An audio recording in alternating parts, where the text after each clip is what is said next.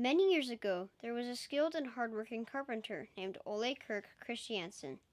He was a respected carpenter, but the times he went through were hard, so he didn't have much money, and in 1932, Ole lost his wife. But Ole was a special person, and he wasn't the kind to give up.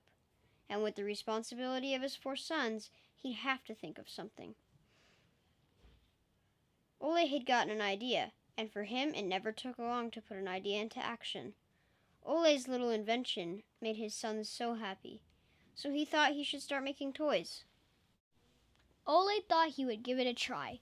Luckily, he had saved up a lot of wood from the carpentry production and started producing right away.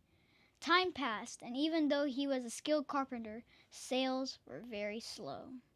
Luckily, one of his sons, Gottfried, started helping out with him after school, and together they barely managed to keep up the production. A little later, he came up with the name Lego. What Ole didn't know was that in Latin it means I put together. But a stormy night in 1942 started a fire in their workshop, and all the drawings and models were destroyed. Being responsible for his children and workers encouraged him not to give up, so he decided to rebuild the company. Ole bought a plastic molding machine, and when it arrived, they started making little plastic teddy bears and rattles. But he kept thinking about the little plastic bricks he got at the fair. Ole decided to redesign and put them into production.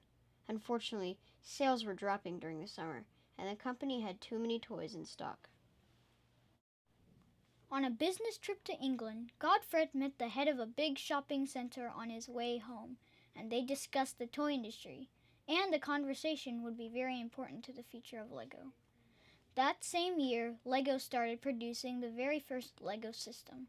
The system of play was very popular, and they managed to sell it to many countries. Gottfried wanted to find a way to make the Lego bricks stick together. He found that they stuck together if they put tubes inside. This was groundbreaking for the Lego product. Unfortunately, Ole never got to see how successful Lego became, and Gottfried had to go through another fire at the workshop. It destroyed most of the wood production. Just like his father, Gottfried knew he had to make the best of any situation. As sales grew, the company also grew. He had to think ahead. He decided not to continue the wood toy production and only focus on the Lego system, which turned out to be a great decision. Many new models were built, and Lego got stronger in the toy industry. But Gottfried still had bigger plans. He wanted to build an airport so it'd be easier to sell his toys to the world. 3 years later, Billund Airport was open to the public. Gottfried needed a bigger place to display the Lego production, though. The idea grew from an exhibition room to an amusement park, and he was counting on 200 to 300,000. Even though it sounded like a lot, he was actually pretty far off the mark. There were 600,000 guests the very first year. Gottfried's family was there to greet the guests. They've kept up this tradition ever since. Now you know how it all began.